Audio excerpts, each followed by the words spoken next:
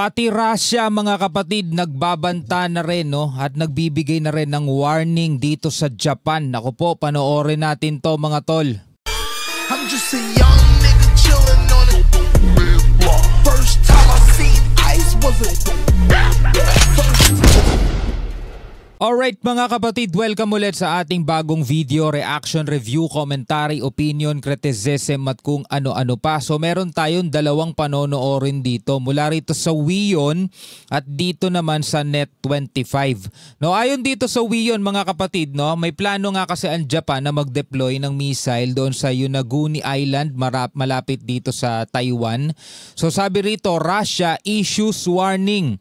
So naglabas ng warning itong Russia, mamaya alamin natin yan. Tapos dito naman sa Net25, China muling nagbanta laban sa Japan. Naku po, puno sila bantaan. So ito ang mga balitang panonoorin natin at bibigyan natin ng reaction video ngayong oras na ito. Pero bago natin to simulan, huwag niyong kalimutan mag-subscribe. Click niyo na rin ang notification bell para ma-notify kayo whenever na may mga bago tayong reaction video tulad nito. At kung ikaw naman ay nanonood sa ating Facebook page, huwag niyo rin kalimutan mag-follow and like. Maraming salamat sa ating mga bagong follower. Nasa 150 plus thousand na tayo mga kapatid. Maraming salamat. Alright, so wag na natin patagalin pa. Panoorin na natin itong mga balita. Patuloy ang pagbabanta ng China sa pamahalaan ng Japan kapag hindi nito binawi ang naunang pahayag ukol sa pagde-deploy ng defense forces. Ayon kay Chinese Foreign Ministry spokesperson Guo Jiakun, iniwasan umano ni Japanese Prime Minister Sanae Takaichi ang mga usapin ukol sa Cairo Declaration at Potsdam Proclamation na pawang mga kasunduan patungkol sa pagsuko ng Japan noong ikalawang digmaang pandaigdig. Nakasaad din sa Cairo Declaration ang pagbabalik ng Manchuria, Pescadores at Taiwan sa China. So ito nga ang gusto mangyari ng China. Kasi nga nagbigay ng pahayag ito si Sanae Takaichi na pakikilusin nila ang kanilang hukbo kapag nagkaroon nga ng labanan dito sa pagitan ng China at Taiwan na hindi nga nagustuhan niya ng China. So ngayon ay binabantaan nila ang Japan, 'di ba? Dun sa isang reaction video nga natin, sabi dudurugin pa 'di ba?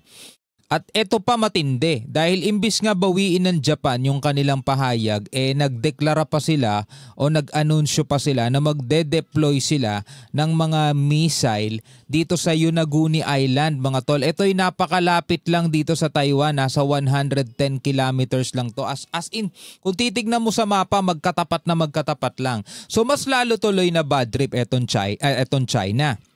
So hindi natin alam kung saan pupunta o saan hahantong itong bantaan na ginagawa nila mga tol. Pero sana naman hindi magdulot mga tol ng mas malaki pang tension o mas malaki pang sagupaan. Ano? Sabi? This once again shows that she, yung Prime Minister, remains unrepentant, sabing ganon, to this day. And continues to damage the spirit of the four political documents between China and Japan. Alam niyo ito problema di ba? Ang China mga tol, binabalikan nila yung mga documents, katulad na lamang nito political documents between China and Japan. Pero kapag sila naman yung nasa ganitong kalagayan, for example, pumirma sila doon sa UN Convention on the Law of the Sea, ayaw din naman nilang kilalanin yung pinirma nila, di ba? So ganito talaga mga kapatid, palakasan na lang talaga, patindihan na lang ng lakas. Well, hindi naman natin sinasabing tama ang Japan, pero sa kanilang paliwanag kasi, ito'y paghahanda lang. Na kung sakasakali daw magkaroon ng kaguluhan, at least sila, nakahanda sila. Kung sakasakali mang merong magtatangka sa kanila, mga kapatid, nakahanda na sila. Hindi yung tipong andyan na yung sigalot, andyan na yung kaguluhan, saka pa lang sila nagkukumahog na maghanda. So rito hinahanda na nila. Pero napakasensitibo nga kasi nitong China sa usaping itong China and Taiwan. Ayaw nilang may magbibigay ng komento, ayaw nilang may mangingialam, ayaw nilang may ganon mga tol. Kailangan lahat ng nakapaligid, tahimik lang kayo. Problema lang namin to. Ganon ang gusto nilang mangyari. 充分国际法效力，且在中日联合声明 which established the political basis of Sino-Japanese relations and ignores 和平友好条约等双边 The Authority of the United Nations. Ayan na, gumagamit sila ng United Nations. No? Kapag pumapabor sa kanila, ginagamit nila tong United Nations na to. Pero pag pumapabor sa ibang bansa, baliwala tong United Nation na to. No? UN, United Nation din yun eh. Convention on the Law of the Sea, UNCLOS. Bakit natin isinasama yung ganong usapin eh, hindi naman tayo kasama sa issue nila? Para lang masabi ninyo, para lang makita natin, diba, na meron silang dalawang muka. Para lang makita natin mga kapatid na nagdo-double standard sila. 条约中明确强调的开罗宣言 She openly challenges the post-war international order and the basic norms of international law. 波茨坦公告避而不谈，却唯一 And even vainly attempts to stir up the so-called theory that Taiwan's 突 status 出非法无效的旧金山 is undetermined, compounding the error. 合约。 Sinabi naman ng Chinese Defense Ministry na magbabayad ang Japan kung sakaling itutuloy nito ang di umano'y pangingialam sa issue ng China at Taiwan. Meron na kasi silang puwersa eh, meron na kasi silang lakas, kaya ganito na sila magsalita ngayon mga tol. 台湾问题纯属中 The Taiwan issue is purely an internal affair of China. 国内政，如何解决台湾问题 How to resolve the Taiwan question is entirely a matter for the Chinese people 是中国人自己的事，根本不关 and has 不关 absolutely 日本什 nothing 么 to 事 do。with Japan. 今年是台湾光复 This year marks the 80th anniversary of Taiwan's retrocession to 80 周 China. 年，日本不仅不深刻反省侵略殖民台湾的严重的罪行，反而冒天下之大不韪，妄想军事介入台海，颠覆战后秩序，重蹈军国主义覆辙。 So eto na nga no, mainit ngayon mga tol ang sagutan nitong China at Japan. Tapos ngayon dumagdag pa eto ngayong Russia. Sabi rito sa balita mula naman dito sa WION, eto para lang alam nating lahat mga kapatid yung nangyayari sa labas ng ating bansa. Para alam nyo rin mga kapatid no. Russia has issued a warning to Japan following Tokyo's plan to establish a missile unit on Yonaguni Island near Taiwan. Japanese Prime Minister emphasizes strengthening defenses and amid regional tensions. Stay updated. Ito mga kapatid, tingnan natin kung anong sasabihin ng Russia. The ministry has said that it reserves the right to respond harshly to Japan's China to deploy medium-range surface-to-air missiles on island of Yonaguni. Now, Yonaguni is part of Okinawa Prefecture and just 110 kilometers off Taiwan's east coast. Napakalapit lang. Okinawa hosts most of the U.S. bases in Japan. Yan lang oh. Yan lang oh. Ito mo. Okinawa hosts most of the U.S. bases in Japan.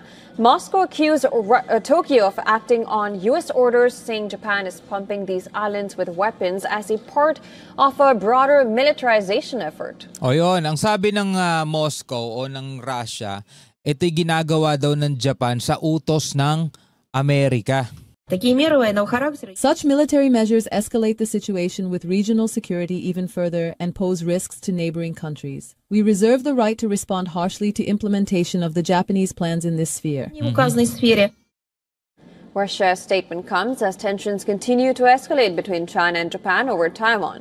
It all began after Japanese Prime Minister Sanae Takaichi suggested this month that Tokyo could intervene militarily in any attack on self-ruled Taiwan, which China claims as part of its territory.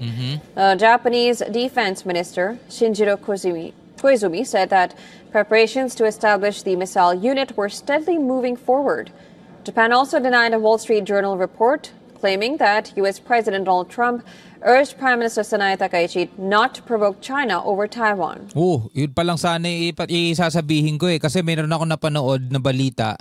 Yun nga, dinedeny na nga ng Prime Minister na parang kinausap daw itong Prime Minister ng Japan ni Trump na wag daw i-provoke ang China. Kumbaga sabi daw sa kanya ni Trump, wag mong galitin ng China. Parang ganon. Pero dito, dinideny ni Prime Minister Takaichi. No? So, hindi natin alam kung totoo ba yung ulat na yun. Pero dito, dinideny na hindi daw totoo yun.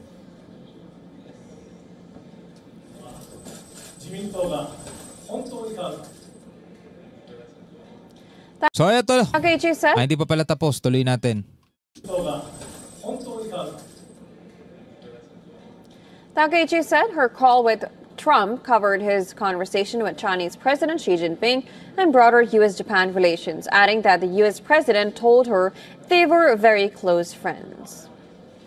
Alright mga kapatid, so eto na nga, no? Narinig nyo yung sinabi rito ng Russia at narinig din naman ninyo yung sinasabi ng China.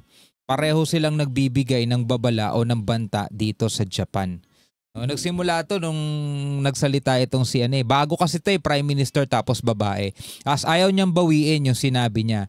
At bukod doon mga tol, ayaw na nga niyang bawiin. Magde-deploy pa sila o plano nila mag-deploy ng mga mid-range missile dito sa Mayunaguni na sobrang layo, lapit lang talaga. Sobrang lapit no dito sa Taiwan.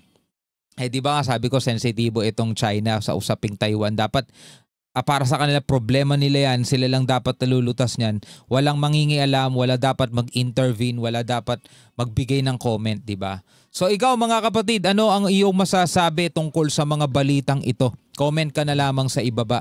Hanggang sa muli, ako nga pala si Shobaldi. Peace out.